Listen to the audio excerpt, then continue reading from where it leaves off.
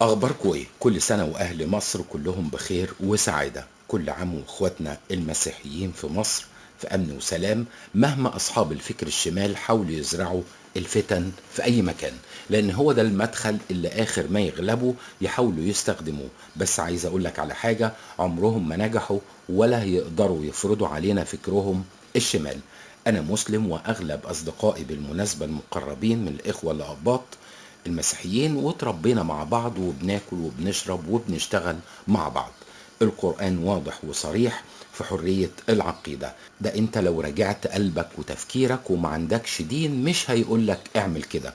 ومع الأسف لسه في بعض الثقافات اللي اسمها النقل والتقليد وليس العقل والتجديد. تحياتي لكل أهل قرية الفواخر بالمنيا، والأنبا مكاريوس أسقف إبرشية المنيا.